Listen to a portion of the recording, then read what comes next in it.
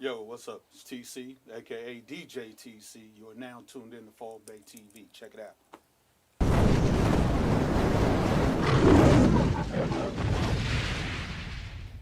We have for the viewers, Bay Area super producer, TC in the house. What's up? What's up? Welcome to FogBay TV, my brother. Thanks for having me. All right. Man, as you know, we have a laid back format. Gonna run down these questions, man. Gonna relax, enjoy your drink as we're doing our thing. Mm-hmm. And we're gonna have a good show today. Yes, sir. Let's do it. All right. So, TC, man, to start this off, well, we're going to have some really good questions here. But to start this off, we want to talk about how you started in the industry. I started just fan of music. My family always had the big house with all the music, all the entertainment, all the noise. Yes, sir. So, Pop's stepfather, Jerry Whitmore, rest in peace, he had a band. Okay. Which consisted of two of my brothers, Dale and Landon. Landon played the drums, Dale played the bass, and Pops played guitar. So they always, would go around and do different things. But it was a older guy that stayed in the neighborhood, Hunters Point exactly. Okay. Fats Gaines. He had a band. It was a big band. Like when I say big band, like old school Cab Calloway, the big huge bands about 12 different sections, different, yeah. Okay. So Pops and them was a part of that for a long time. So, but what happened was the house that I currently live in now was the party house, like for moms and their friends and, Pops and them. So what would happen is they would get off work on Friday. Uh-huh. All their friends, most of them would come over. And they would party all night Friday. Saturday morning, they would wake up, cook. All the kids running around, we all running around. They would party some more. Pops and them would go downstairs in the garage and set up and start playing live music. Now we got the whole neighborhood jumping. It's dope. And then that'll go on all day Saturday. Then Sunday, they'd get up, have breakfast. The people who went to church. The other people went home. And that would happen probably once every 2 months at my house. But my house was always the house where anybody can come, get a meal. Yes, sir. Play games, do whatever. Ping pong tables, pool tables, we had everything. So music, as far as that goes, it's always around me. Just me not wanting to take piano, because I guess it was plans for me to play piano or whatever. I just never liked it. Okay. And back then, we didn't have all these programs to where you can get assistance. So I had a free course I was taking on piano for a little while. And then when they started trying to charge, Pops yanked me out that shit. So, I hear you. Yeah. I hear you, man. And that walks us into the next question, man. You've already talked about some of your family heritage, but as we know, brothers have a migration pattern, most of our families, coming from the South to the city. And as I say, that kind of adds to the flavor that we have, you know. Right. Tell us a little bit about that, about your family, where they're from originally. Yeah. Our family history kind of ill. Okay. Know exactly where moms and them touched in from. Okay. But I know Denver was involved. Cool. So she came in through there. Okay. My stepfather, the one who raised me, Jerry Whitmore, they came from Hugo, Oklahoma. Oh, okay. So him and his brothers and sisters, they all migrated to Frisco back in the day. So yeah, moms and pops touched down. I think they got married in 72. I was already born. Shit, I was 2 years old. Shit. Okay. 72, 73, something like that. So yeah, that's pretty much it on the family. I mean, everybody got family in New Orleans and a couple other different places, but Hugo, Oklahoma, I believe somewhere in Colorado, Denver, Colorado, I believe. Okay. And man, what I think is interesting, the kind of contrast between what's going on nowadays and how you came up in the production game was the type of equipment that you may have used when it jumped off. Oh yeah. Tell us about the type of equipment you were using and how you guys actually created that rich sound. Well, the first situation I had, I ran into a little money, and I went and bought a 4-track Oh, well. cassette, 4-track cassette, and Fly Mar, one of the first rappers I ever dealt with. Fly Yes, Mar, sir. OG, shouts out to the OG. Shout out Fly More. Had a little Casio keyboard. I don't know if he bought it from a dope fiend, what. And then, the little things had like a second of sampler time or something like that. So we had that, and I had 2 turntables, 2 1200s, mixer, and we would just go from there, man. Just use a track for the drums. A track for the music. Collapse that down to 1 track. Now we got 3 open tracks. See, this was the thinking. You know what I'm saying? Please This take was us the through thinking. it. Yes, sir. How you create more tracks. We'll take those 2 tracks we did, collapse them down to 1. We'll take that 1 track and another track, collapse them down to another one. Just mixing them and collapsing them, so we can build up the song and like that. Me and Fly made some pretty classic songs from that stuff like that. And at the end of the thing, I'll have a 1-track mix with all the music on it, and then Fly have 3 tracks to do vocals on to play with. So that's how we got started with that. It was 2 turntables, 4-track cassette, Tascam, and my boy Bruce Cozy came around. OG, he was with the IPMCs, him and my brother. Okay. My brother Willie Argo and Comfort Cozy. It was called the IPMCs, and Cozy always had drum machines. Okay. Drum machines, 303, 505, and then he came up on the 808, and it was over after that. So, just to add on to that, we had Black C in a few weeks ago, and he talked about how that process, the setup would take an hour, and you kind of describing what you were doing. Mm-hmm. It looked like it was the analogy was soul food cooking, and you had to take your time to put all of it together. It wasn't this real quick process of just throwing it out there. Right. So, do you think that that process creates a better sound? Or the richness in that sound, having to keep collapsing these tracks upon tracks and creating that real thick sound? Right. Well, actually, on the cassette, it wouldn't get thicker; it'd get thinner. It'd make the job a little harder. Okay. We didn't have the advantage of SMPTE or syncing or none of that stuff. Like I said, with the turntables and the 808, you basically just had to, as doing it all live. You know what I'm saying? Okay. Along with the drum machine, but the sound was, I could never duplicate it. You know what I'm saying? It was such a good sound. Yes, sir. Not in a audio form, like it wasn't good to your ears. It felt good. I got you. I mean, if you know music, when it feels good, it feels good. It just felt good. You know what I'm saying? And when we took it to bigger studios, you could never get that feeling again, and that was a problem. Okay. But we tried to recreate a couple of songs. Fly Mar ended up selling the songs to a couple other people, but trying to recreate that first feeling you had, couldn't get it back. Couldn't get it back. Man, that's kind of a good way to come into this next question. Mm-hmm. When did you have the realization that you were good at your craft and that it would take you places? Never. You never did? Mm-mm. Nah, just something we did. Just, other people telling you? I mean, that never fazed me. You know what I'm saying? Okay. Like I, with the so-called success I had in this, I could have been running around for years beating my chest. I'm this person, I'm that. No. Yes, sir. It ain't never been about that. It's just been about having fun. Okay. Doing something with the fellas that you enjoy, that you love. You know what I'm saying? Yes, sir. And the music is all love. That's what it comes from. And as soon as you lose that feeling, you just sit down and get out the way. It'll come back, though. Okay. That's the thing. Like, I sat back for a long time, and the feeling came back. It's coming back now, and I'm back. So it's like, all right.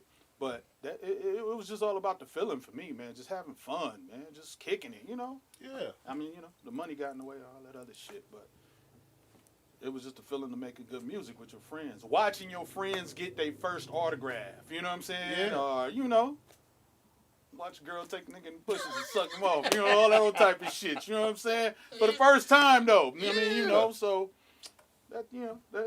that's what I was doing it for, to see my homeboys and So what you basically said, man, you did it from the heart. yeah, That's man, what it's it's about. all love, man. Shit. All right, Ben. Really quickly, let's talk about your discography and some of the projects you've been a part of, and the Totally Insanes, the RBLs, the Dre Dogs. If you could run down some of those for us, for the audience that may not be familiar with them. Oh, excuse me. I had back in the day, man. When we first got to, I can even go back further. Hold on, high school. Go ahead. Okay, 88, 87, 88, high school. Fly Moore, That's right. Courtney Holiday, Okay. R&B singer, say yeah. My boy Mike Holland, Okay. D-Ski D. Everybody probably knew D-Ski D. The crazy nigga used to be on the bus beatboxing and rapping and shit like LL. Bad motherfucker though. He's a bad motherfucker back in the day. D-Ski D had this boy out of Texas somewhere named Quincy D. Bad dude. Cisco, the Frisco Mac. Yeah, Don Cisco. I had a bunch of stuff with Cisco. I had a couple of cats. What was it? I forgot the name of Ray and Tim. I forgot the name of their group. It was one of my older brother friends, my brother Joe friends. The Already Fresh crew, Kim and Lynn. Lynn was up out of Shoreview. Kim was off Cashmere up there at Hunters Point. That's right. Shit. Herb Young. Then my boy Kev Davis, KD. Chill Black from UDI.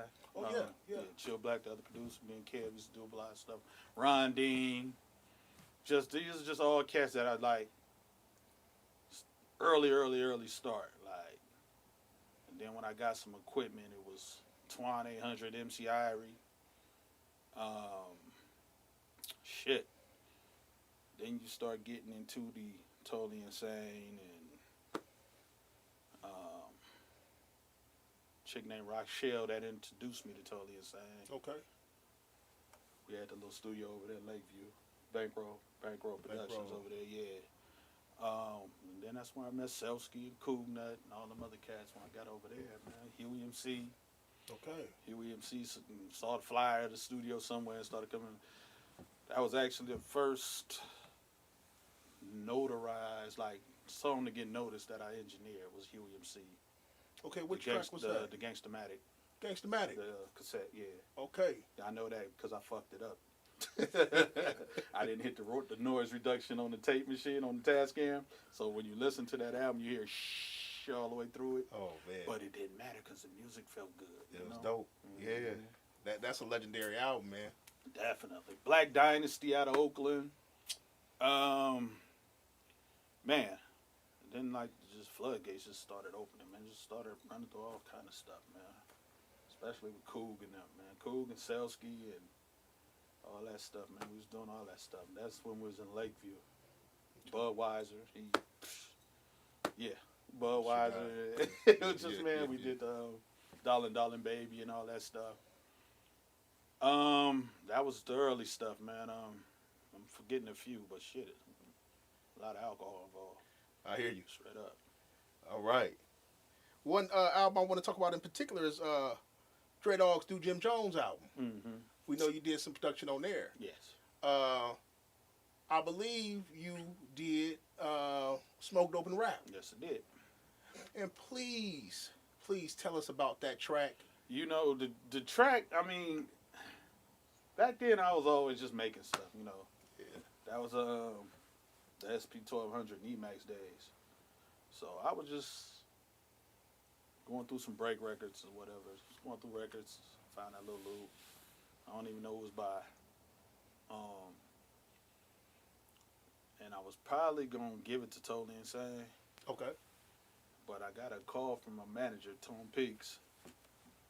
And he was like, in a minute, got another artist named Dre Dog or whatever.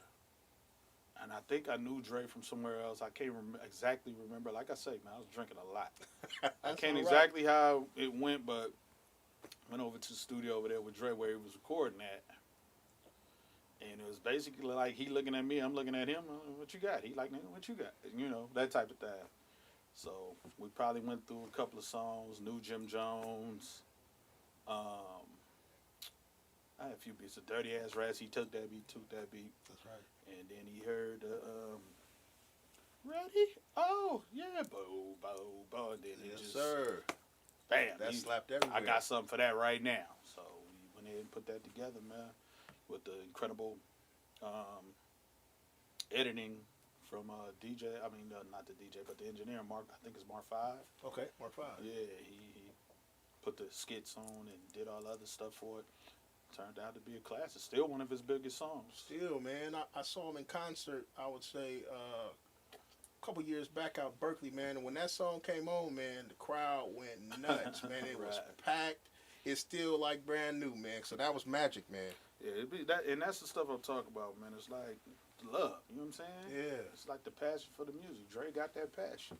So it's like, it's easy, you know what I'm saying? Dre, and at the time, Dre was just trying to get on, because the Totally Insane stuff was out, IMP, you know. Dre was trying to be a part of all that. He was trying to get down, you know what I'm saying? Yeah. He wanted to do a song with all these cats. So all that came together, man. We was all a family, man. It just all came together. And then that walks me right, and it's perfect because it walks me right into the next question I was going to ask you, and that's linking these Bay Area artists together, putting a RBL with a Totally Insane on an album, and everything you did in the back that you may not have said on the track to put artists together. Right. Tell us about some of those experiences. I mean, shoot, everybody be like, the G about 1, 2, 3, man. That song been through hell and back, man. That beat, like, it was Fly Mars. Oh wow! I think I gave it to Cisco the Frisco Mac. And that's a whole nother story. Cisco, you took that name from Fly Mars. You know it. I fuck with Cisco when I see you. But that beat was around. You know what I'm saying? Okay. And I just, didn't use it for the first Totally Insane now, but when we was working on the RBL stuff, I was like, some drunk shit. Fuck it. Chris, here, y'all take this beat. Be cool, y'all put Totally Insane on it? Like, yeah, hell yeah. That's simple. That's it. Got drunk and made a song. Shit. So you said a track like that had kind of been passed around, or maybe was going to go to other folks, and ended up landing in the right place and blowing up. Right. Right. That's, you never know what's going to happen when you make it. It just kind of, some of them just fall into the right hands, right place, right time, and it just comes together, man. It's organic, I guess. Yes, sir. Yeah, but shit. Yeah, that was one of the good ones. That was really one of the good ones. All right. I think the next question, man, is a good one, too, to kind of jump off that. Or piggyback on that would be, and I think we had fun with this one, artists that you had good chemistry with and some that may be challenging to work with. Cougnut. The full gauntlet. Good and bad. Me and Coug, man, oh my God, our chemistry was crazy. Okay. Like, me and Coug would just kick it. You know what I'm saying? We'd just be in the studio getting drunk, fucking around. Everybody be mad because we ain't getting nothing done. But shit. When we got something done, we got something done. You know what I'm saying? Yes, sir. That's how Merciless came. It was like between the conversation. I want to do a song with all kind of sound effects. Okay, let's make a movie then, nigga. Like, you know what I'm saying? Yes, like, sir. So he would mention this. I stay up for 2-3 nights straight trying to find. There it is right there. Okay, watching a movie. There go that piece right there. I need that, the dog barking. I need the cop chase on this movie. I need, so most of the stuff you hear in Merciless is coming from the movies. Yeah. A lot of fucking, what's his name? Die Hard. Die Hard. There's a lot of stuff from Die Hard on Merciless as far as the gunshots and sirens and just helicopters and all kind of different stuff like that. But just working with Coug, man, with that, and myself and the enhancer, we did, I Smell Jealousy. Hits. Just, just Coug was just fun, man. Coug was just fun. Just good fun dude to work with. You never know what was going to happen in the Coug session. It was always fun, though. Doing some work with his daughter right now. Oh, that's big. Okay. Well, R.I.P. Cougnut. Much respect to that man. Yes, sir. Frisco pioneer, man. Let's move forward, man. And reason why I asked you about this particular group is we seen you on the album covers, etc. So we have to talk about Totally Insane and how you hooked up with them brothers. They're my guys, man. Come on, man. Coming from the city to East Palo Alto, how all that happened. So we open Bankroll Studio. Okay. How do we get some people in here? Being the dudes that we are, okay, let's go to hair shops, beauty salons, barber shops, everybody, go there. So we just started passing out the flyers to the studio there, and they went to some hair shop. I wasn't with them that day, and they met the chick, Rochelle. Her name was Michelle. They called her Rochelle.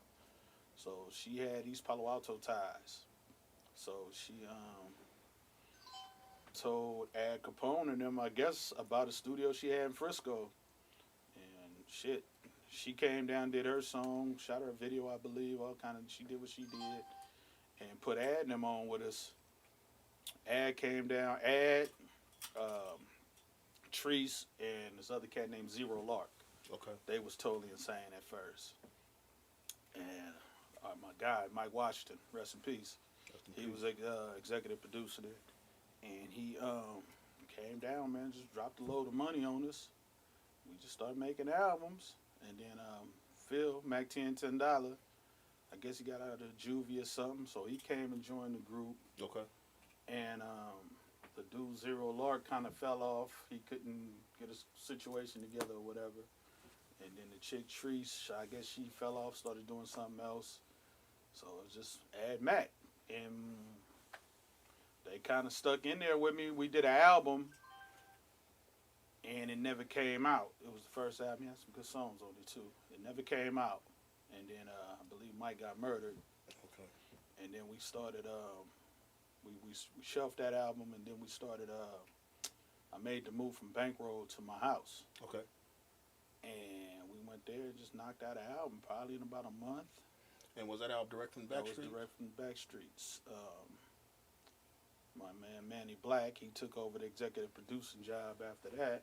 Okay.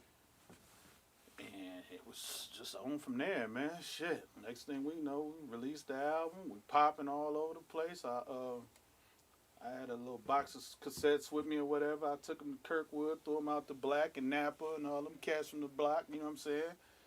They threw it in their car. Next thing I know, 4 or 5 more of their friends come and try to hunt me down, trying to buy a cassette. Everybody in the hood. So I take the rest of the box that I got to the record shop on 3rd, put them on consignment. Mm-hmm. Dude called me back 2 days later like, man, I need some more cassettes. I said, you got my money? That's it. He was like, nah, but I need some more cassettes. I had your money by Friday, but I need the cassettes now. I hear you. Went and got some more and, started serving the neighborhood, man. And it just took off from there. They was doing the same thing up there. And probably a month after next thing we know, we on the airplane to Seattle to go do a show. Something we ain't never done before, never rehearsed for, nothing. Get up there. It's popping up there. It's way more smacking up there than it is in Frisco. It was so smacking in Seattle that time. Wow. We couldn't even get to the show. Okay. Around the venue, it was so much traffic and so many cars, we couldn't even get to the area to get to the show. So we couldn't even do the show that night. It was too much. I guess the police shut it down. Okay. We ended up rapping at a barbecue the next day. But it was cool, man. Man, and how many projects that you and Totally Insane have together over the years? How many did I do with the Insane? Shit. 3, 4? Because y'all had some, hit Definitely after hit. Definitely the first 3. I know I was on for sure. It started getting iffy around the 4th one. That's when other people started coming in. Okay. TC, the next question I have for you is kind of in a different direction than what we've been talking about. And this may be touching on the political tip, but I'm going to go ahead and ask it. In your opinion, and let me give you a little history. I stayed in Atlanta for many years, and I see that they support their artists. If an artist talking about a white T-shirt, they put it on the radio, right? So in the Bay Area, with the radio stations that surround us, why do you think the Bay Area radio doesn't embrace their local artists in a meaningful way? Because it ain't profitable, for one. It ain't profitable to give the local guy a chance, according to our radio stations, I believe. There's one station. Our only hope is that one station. The other stations don't even play hip hop no more, probably. And basically, that leads to one guy deciding on what gets played or what doesn't. Okay. So, if it comes with a jacket from Atlantic Records and all kind of wonderful gifts from Atlantic Records against you and your bag of weed to try to get them high to get played type shit, Got you. they're going to win every time. So, but the one mistake and the one problem I do have is from our people that say, ask that question, support the smaller radio stations, your KPOOs, your KPFAs. That's where you can get played at. And back in the days on Sunday, all we listened to was KPO to get all the new hip hop. Okay, cool. All day, man. Sunday they had us.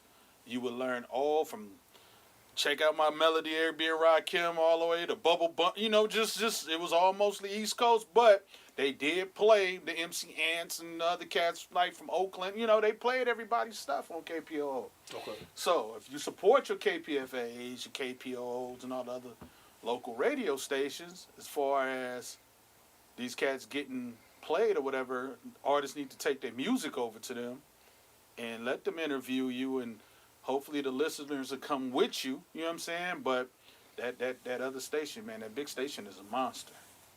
Okay. They got people, and that's just the problem, man. Like I say, but you go down south, like, okay, you ain't got to listen to the big station because they got other stations that play everything you want to hear. We ain't got that. That's right. So, And I blame the artists, too, though, because they not forcing the issue on other stations. okay. If they went to the other stations instead of trying to get on the big station all the time, they would get more love and more acceptance. But that ain't what they want to do. Cats want to get in and be famous already, and it don't work like that, man. So working with that local station, the KPFAs and the K-Pools, man, is the way the movement should start to get that music spinning up. That's your vehicle. I mean, and maybe if you're getting enough love over there, the other big stations are recognized, you know.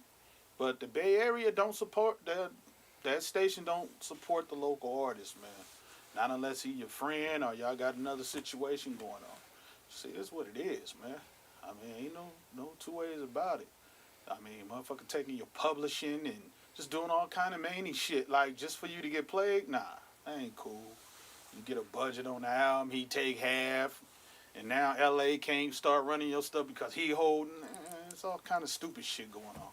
It's like it's too political, man. It's like if the shit is good, it's good, and it's not up to you to say it's good. You know what I'm saying? Like some of the worst songs I ever heard, motherfuckers love that shit. Like, who am I to not play it? As I DJ too, so as a DJ, who am I to not play it? I'm gonna sit there like this song ain't shit. But if they dancing and partying to it, there y'all go, straight up, man. But support your smaller stations and start running your shit through there, man. Support them. Run your shit through them, man, and hopefully your people will come along. It's your job to make that happen as an artist. And you got X1 over at K-Pool. You can't come hook right on, up with, man. right? Legendary DJ Legendary X1. Shit. That's right. And man, I want to ask you another question to kind of pivot a little bit. Mm-hmm. In retrospect, how does it feel to have played such a large part in shaping the Golden Age sound? Man, I don't feel nothing, man. I mean, it's cool. You know what I'm saying? Yeah. It's cool, but I didn't turn that into a fucking $1 billion because I didn't give a shit about the money. You know what I'm saying? Like I say, it was good just getting all the love and the little bit of love I got. You know what I'm saying? Yeah. I'd be in the store sitting there, motherfuckers be having a whole big conversation about me, and I'm sitting right there. They don't even fucking know it's me. You know what I'm saying? And that's how I liked it, though. Did you? You know what I'm saying? Keep it that way. Okay. I need you motherfuckers at my house. Shit, it's crazy. Shit.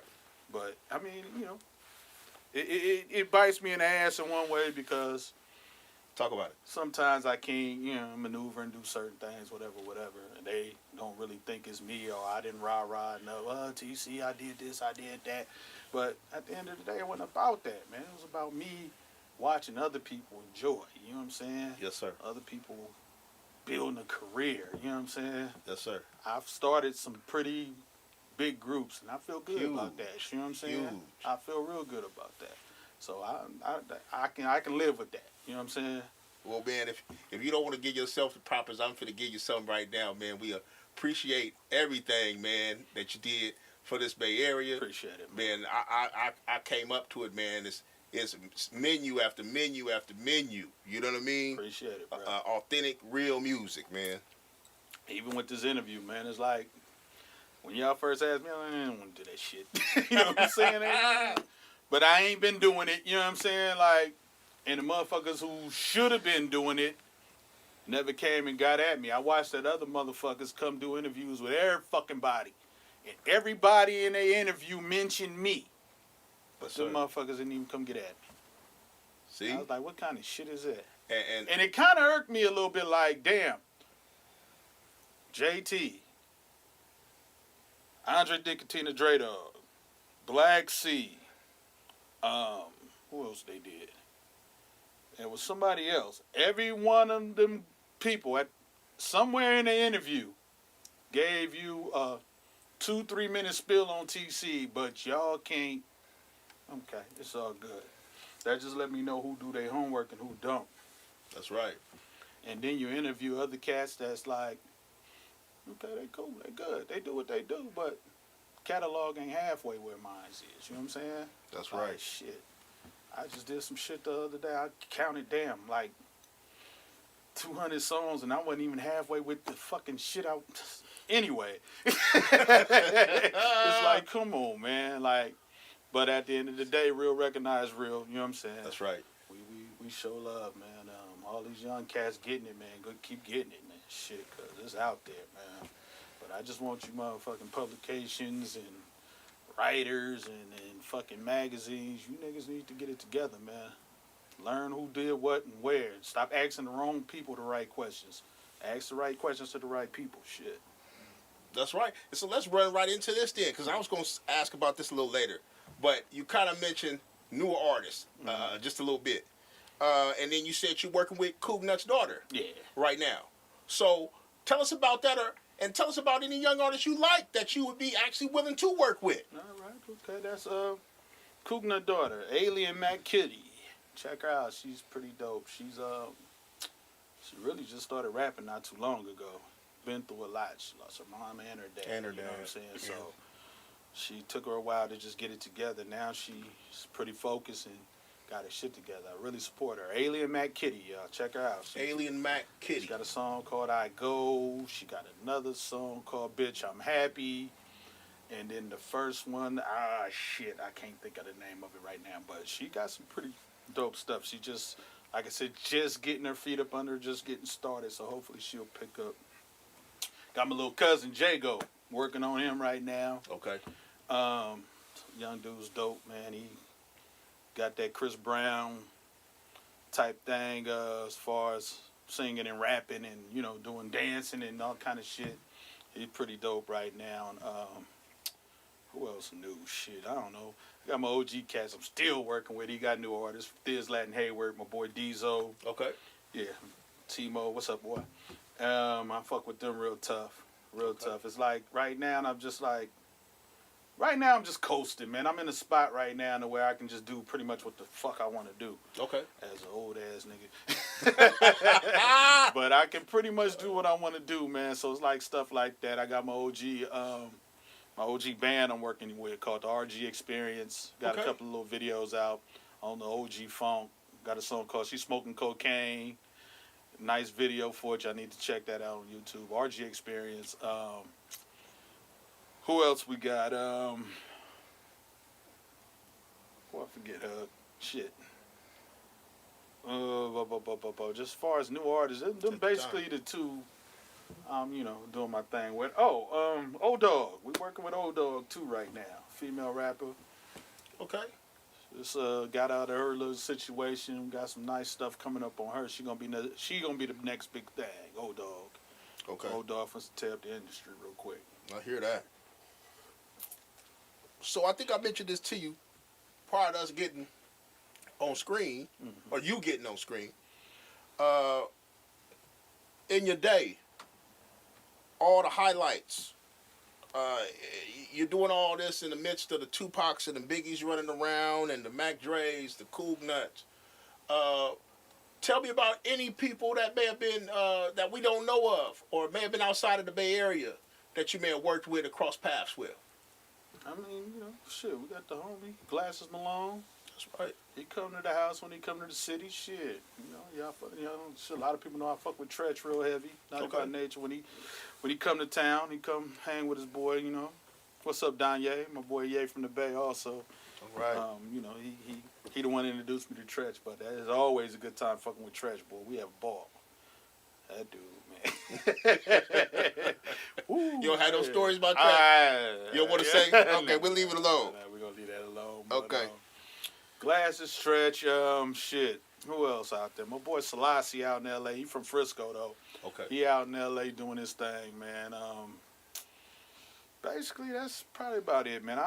I didn't really reach out too hard. Like, I had opportunities to do certain things, but like I said, man, I wanted to see my friends have fun. I hear you. Like, I wanted to see the Cold World Hustlers and, you know what I'm saying? Yeah, UDI and 11-5. I wanted to see all them cats have fun. That was my crew. Killer, what's up? That's right, 11-5. Them was my guys, man. We was from this. We hung together. We was actually friends every day. Hung at the Horse and Cow on 3rd Street. We was together all the time. So just to see Tay to Tay, see Mano, E-Sig, Big Vic, Dig, Quint, Dig, RIP Dig. But just to see those guys, man, come in the industry and have an impact. Indeed. And then from that, grow a cat like Deuce Trey. Brought him out of that. Deuce Trey, yep.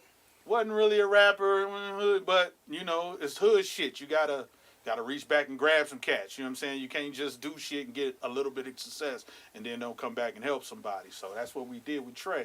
Trey came on. Trey moved some units. So that was kind of like one of the real big deals to me. Watching Trey get on, and Trey on the road with us now and then. Yes, Big sir. Mac, another one. Big Mac, he came a little bit Big later. Mac. Another Mac guy, truck. you know what I'm saying? Yes, sir. We go to Denver. We take Mac with us to Denver one time. It's like, it's like, come on, man. It's just watching other cats get on. That was my thing. All the way up to So Vicious, Miss So Vicious. Work with her. Her first biggest song. Just like, come on now. We want to help. We build and we push them out. Go do what you do. Go be famous. That's it. I'm done. That's it. You can come get me for 1 or 2 songs for an album now, but other than that, I'm good now. I hear you. That's where I get happy, seeing new artists become great. You know what I'm saying? That's right. Or halfway great, or whatever you want to call it. That's where I have my fun. That's my enjoyment. All right, this is a question I'm going to add in when we're talking about that. Back in them days, you guys are all young guys back then. And I would say probably what you were doing felt natural at the time. That's what, you're doing in life, right? Mm-hmm. But I like to look back in retrospect. That was huge, what was going on. Right. Young black brothers moving. That's unity that I see. Right. Handling business together. So when you look back and you had the fond memories, does that help to keep you going today and doing what you do today? Definitely. I mean, definitely in hopes that it can happen again. Okay. I know this is a new batch of human beings I'm dealing with. They don't make them the same no more. The loyalty, the unity, all that stuff we had. Like, back then, we had, we would have in-a-minute fucking shows, in-a-minute records, like showcases. You know what I'm saying? The whole label. You would see Totally Insane, RBL, Dre Dog, Herm Lou, Dog Pound Posse back, it was a group on Dog they called Dog Pound Posse. All day. Just you would just see that whole package just move from city to city, just doing stuff, man, doing shows in stores. Just you can't, man, you're not gonna see these other dudes do that nowadays, man. They moving so by themselves, it's crazy. And now they don't even come outside no more. Shit. Niggas leave town to do other shit. They don't leave town to rap. So TC, do you think that the advent of the social media and the digital age has kind of caused that to I can have a rap career behind my computer, rather than, and we know COVID is going on right now, so people ain't really getting out. Right. But under normal circumstances, not doing those things because getting in front of somebody's face is at the click of a button. Right. Yeah, definitely. You can be who you want to be on the computer. You know what I'm saying? You can create a whole image of yourself. Will it stand up once you come outside? No. But That's right. as long as you can hide behind that computer, it's pretty good. If you can master both, you'll be an incredible artist. Like, there's a lot of incredible artists out there. I give it up, Burner, motherfucking Larry June. Give it up to all them cats, man. Them dudes is doing it because they master both. And if you able to do that, more power to you, man. Respect. Do that. For real. And brother, that intrigues me. Can you elaborate, if you like to, on mastering both? Being stand up in front of your computer, and taking care of your social media from behind your computer. I mean, it's just about being a real person. I mean, real dude. If the people believe you, and then when they see you in person, you stand on that rock that you created online. You know what I'm saying? That's real talk. Shit, it don't get no better than that. Now, if you create this monstrous figure online, and then you get out there and you're a weenie, you done lost all credibility. You're going to be getting knocked out on motherfucking YouTube and shit. Yeah, so Instagram, world star and all that, you know how they do you. Get Vicked. Yeah, That's right. Shit, that used to be one of my sayings when we go on the road. Hey, fellas, be careful. Don't get world starred. You know what I'm saying? Like, you don't want to be a victim. You know what I'm saying? So, yeah, that's just it, man. You got to stand on being you. You know what I'm saying? If it's shit. And my thing, too, is, like, if you fronting trying to be hard and you a square, it's money in being a square. Yes, sir. Huh? It's open now. All these niggas out here rapping, it's money in that. You can be a goofball now. You know what I'm saying? You got your little dickies and cats like that. You can do that shit. You know what I'm saying? It's cool now. So, everybody ain't got to be... You can be comedic. You know what I'm saying? You can be a funny rapper. Yeah. It's all good. I hear that. And the next thing I kind of want to move into, TC, is when we talk about royalties, licensing, music placements, and specifically music placements, because I think that's interesting, real interesting. Because, we ain't getting into your money or nothing like that. But music placement, do you know of any of your music that has been placed in the industry outside of just, us going and streaming, etc.? Not mine personally, but some stuff I have engineered on. Absolutely. Bammer Weed was on Definitely. a TV show recently. Was that Grownish? Yes. Yeah, Bammer Weed was on there. Black Sea, that's my guy. Yes, Black. Sir. We did that, boy. We had to cut and slice that thing, man. They kept coming back at, well, you got to take this out. You got to take that.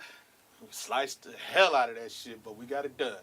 That's right. And then Black Sea just had they got the shots, a piece to Herm too. Herm Lewis, Black Sea, myself. They played I Got My 9 on the other movie that was just on Netflix. Okay. Yeah, about Oakland, and they had the little side show, and they had the cars in the back burning, slapping the shit out of I Got My 9. Yeah. Like, okay. Yeah, little stuff like that. You know what I'm saying? That's cool, man. Shit. And I like to talk about it because I think that all that music, man, and a lot of it that you touch, man, is classic material. Thanks, and man. some of these folks, anybody that's listening, if you're in the industry, you need to go visit some of these tracks. You need to go visit some of these albums, man, and go ahead and get these songs placed, man. And that's coming from me. Man, appreciate You know what I mean? Come on, man. That's coming from me. Come on, man. It's all You know what I love, mean? baby. Shit. I mean, and just on that, even just talking about songs and placement, it's like I'm getting after cats right now for taking songs off of albums and putting it on theirs, but not taking my credits with them. Oh, okay. That type of shit. So I'm on a mission right now. Okay. My girl BSN, what's up? we trying to correct a few mistakes. Because I know y'all wasn't stealing from me. I know you wasn't. But yeah, it's a few tracks that I did that traveled and went to other albums and shit like that. And they didn't take the credits, from that album. Okay. Give them to me, but it's all good. We're working on that stuff now. Okay. And speaking of the digital age, I think we hit on it briefly. How has that impacted and changed the way you do business in particular? It stopped. I stopped. Shit. Niggas selling beats for $20 and $50. I knew. I can't do that. I'm sorry. I hear you. I'd rather give you the beat than charge you that. Okay. I'd rather let you have it. Here, take this. But that digital shit, man. I don't know. Cats got their whole catalogs up and on YouTube and shit. Hold on. I steal off YouTube all the time. So what's to stop me from taking your beat? Well, this licensing. I might care about that shit. If I want to put out a mixtape with all your beats on it, I can do that now. Because you put it on YouTube. I don't know. That's just something I probably don't understand and don't get. Okay. And I'm not going to do. I'm going to stick my old ass in my lane. Motherfucker come to my house. And if I choose to let you in and fuck with you, pay the price I asked you for and we good. You know what I'm saying? That's right. That's just what we doing. Shit, got the public. After all these years, finally got my publishing in order and all of those shit. So it's like, there's something I had to do. Something people made me do. Because basically, like I say, man, I didn't care. I just did it for the love. You know? Sir. I like the music, man. I like the creative. I like making people new artists, bringing them to the table. And here y'all go. Love them cats. Them cats is dope. Okay. And have, that's just, me rambling right now. But shit, man. That's just where I'm at with it, man. That new thing, though, with the beats and giving cats, sending the track over the email and not producing a song. And, nah, you got to see your song through, all the way through the mix, man. You think Dr. Dre would give his beat to somebody and let them run off to it and mix it how they want it? Hell nah. That's why his shit is like it is. It's like, come on, man. Diddy? No, you ain't supposed to do that. Diddy just give you an MP3 of a beat and you just go rap on it how you want to.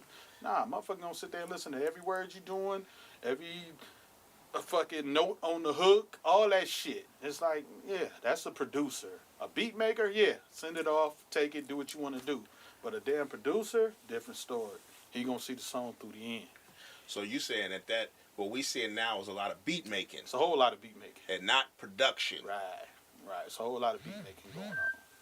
Whole lot of beat. I mean, but like I say, you can sell your beats for $25. That's cool. I'm not gonna do it. No, I'm a producer. I got to see that shit through. It's gonna cost a little more money, a little more time.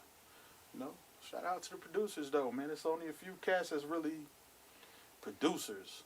EA Ski, that's the motherfucking producer. You know what I'm saying? That dude serious. I mean, he real serious about it. Like, and then like you had Ant Banks and all them cats. Like, there's cats out there, man. All right, and that walks me into the next question.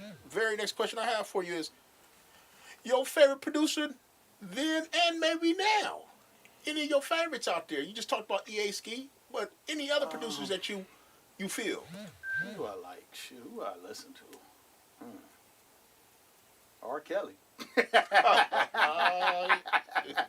Hey, he one of my favorites, man. Shit, I'm like Lil Boosie. R. Kelly versus who? Goddamn it, for real. I'm just crazy like that. Fuck what he did. I know he fucked up. You talking about the production? Yeah, I'm just talking about the music, the production, man. That dude, man. That dude was incredible, man. Let's say, man, Dr. Dre always looked up to that dude, and cats that was lateral. I mean, the DJ Daryl's, 415. Yeah, DJ Daryl, motherfucking EA Ski, Ant Banks. Who was the cat? Did what you call it? Tracks a Million. I used to like a lot of his stuff. Tracks a Million. Tracks, yeah. I love Tracks because he did that joint for Hood Stars. That was perfect. Okay. And, Hood Stars, my little brothers. Scooting. I was a part of making them a group too. They'll tell you. Really? They'll tell you. Okay. Scooting Band, they love them dudes, man. That's them little brothers, man. Them just shit. That's all that Totally Insane tree. Yeah, shout out to PA. Yeah. Spell out to in the house. Sean T, Prozac. Okay. And Prozac used to be before he changed his name. Was that C-Funk? C-Funk. That's right. Captain Crunch, C-Funk. He had hella names. It's crazy ass out there in Vegas doing it. That boy, hella talented, man. Him, Sean T, man, them dudes is dope, man. Very, very dope. But them just dudes I respect, man, in beat making. You know what I'm saying? Then we got the youngster coming up, my boy Bryce. Okay. He's an animal. Is he? He's a beast. Love him to death, man. Anything. He'll make you anything. Pop hit, hip hop, anything. Bryce is a beast. I give props all love in the world. Anything he need, he know he can call his uncle, so it's all good. But other than that, man, like, you know, your basics, Timberland, Animal. Animal. Come on, man, for real, all them dudes, man. But shit, don't forget though, man, Black C was a hell of a producer too. Black C was a hell of a producer. If he chose to go that route and stay that route. Yeah, he was a dope producer. And Black C had some shit. Selsky. I was just gonna say Selsky. Another animal. production. Production like a motherfucker, man. Shit. Me and Sel did so many songs together. Shit, crazy. It's my little bro right there, Selsky. All right, TC, and I know you kind of alluded to it, and you may not be, you know, fooling with these artists right now, and you may not be open for business like that. You know, because I know you're the D10 DJ right now. Right. But what would somebody, a young brother or sister, man, have to do to step to you and say, hey, TC, I want to work with you. I got my money in order. Yeah. How can that brother or sister get with you? I mean, he or she got to be a talent that I like. Okay. Still not really open to the public right now. I deal with certain people. And to be part of the certain people, I got to like you. And you can't show up to the spot with an entourage because y'all ain't getting in. I hear you. Me and the grumpy old guard over there, my boy Hug, over there, Bagman over there. We kind of like pick and choose what we doing and who we fucking with, you know? Yes, sir. Because we can work at that pace now. Now, I got my certain clients I deal with, like I told you, Thiz Latin Hayward, and my boy Jimmy Mag, Jago, a couple other cats. Like, but that's a select few, you know what I'm saying? I'm not going to kill myself and get so caught up in it this time like I did last time. Okay. I really like lost relationships and good women and all kind of shit behind this music, you know what I'm saying? Just okay. Now, I'm 50. It really don't matter unless it's making good music. And I would like to make good music with you. That's the question. If you're a good person, I ain't got to worry about you going to jail. We ain't wasting time. Yeah. I got you, man. Speaking of that, shouts out to my boy Mousy, Louis Loke. Love both of y'all. Work that out, shit. These are two cats that I chose to work with. You know what I'm saying? Okay. And they ended up having a little beef. And work that shit out. Squash man. that. Figure that shit out. Shit, but like I say, man. Gold Toes. Another guy. Love that dude. I'm just naming people right now. Okay. You know, I fuck with Gold Toes on certain little things he do. My guy, Ballhead Rick. You know, OG Ballhead. Yeah, OG Ballhead. And now and then I fuck with Ballhead. Like I said, I just gotta want to work with you. You know what I'm saying? It's like, Chemistry got to be right. yeah, people are like, yeah, man, you need to do this. Got an announcement to make. Can I do that? Go ahead. Oh, anything you want. There will be a brand new single from 11-5 coming up. Please tell us about that. I mean, I got the call a couple of days ago talking about I want to put the band together. Nigga, I ain't your problem. Let's make it happen. I'm with it, huh? You know what I'm saying? So that's in the works right now. Getting together probably with the fellas over the next week or two. Put the plan together. If the single and video goes well, hopefully everything runs smooth, man. It's probably gonna be a bunch of stuff after that. Just on some OG shit, preparing for COVID to be over so we can tour. Okay. Because as a group, we never really toured. Okay. And that's gonna be live if we do that. Because I'm pretty sure Totally Insane and Black Sea and everybody else gonna want to come too. So it's just a matter of hooking up with some people who know what the hell they doing, like the good brother Equipto, who know how to put that type of shit together, man. And with the package that we got, I know we can do something huge. So I'm putting it out there right now. I'm a believer in what you put out there. It'll come to light. You know what I'm saying? So we're putting that out there now, man. 11/5 is coming soon. Hopefully we can get that popping, then we can have us a nice OG Frisco Bay Area tour. You know what I'm saying? Right. Shit, I probably DJ all the sets too with my crazy ass. So and get out there and have some fun, man. That's what time it is. That's right. And TC, man, your social media information. So for the people that want to find you, they want to follow you, see what's going on. Would you like to drop that on them? I believe my Gmail, yeah, djtcw1@gmail.com. My Instagram is TC123. At TC123, I believe. Or is it 123 TC, something like that? I think it's at TC123. That's that old nigga shit. On Facebook, you find me, TC with a spoon. Facebook. Should be the only one. Probably T.C. with a spoon on Facebook. And that's pretty much it. I don't do all that other shit. There's other shit for kids. All right. I got a fucking Twitter too. But it's connected with everything else, so I don't quite remember what that is. But yeah, I'm pretty much where I need to be. YouTube, you can find me probably at where I'm at on YouTube. DJ TC Presents. That's right. Yeah, DJ TC Presents. And I got a couple of projects up under that. My single, been out for a few years now, hit me on my BlackBerry, featuring $10 Totally Insane. That's right. Hood Stars, Black Sea. That's real dope. Video up, ready to go. Empire Distribution. Totally Insane. We got an album coming pretty soon, I believe. I don't know if they tried to do it somewhere else or without me, but I don't give a fuck. I'm jumping on that shit. What else we got? Like I say, Old Dog coming. We got a title for our album yet? Her project? No? Old Dog. Y'all look out for Old Dog. All right. Jago. Look out for young Jago. Alien Mariah. Whatever I decide to do, man. Oh, my boy Regal. Me and my boy Regal. It's a brand new EP I'm doing. It's going to be under TC Presents. DJ TC Presents. Present my boy Regal. I don't know if y'all know Regal. He got a couple of videos out with Big Mac right now. Real dope dude, man.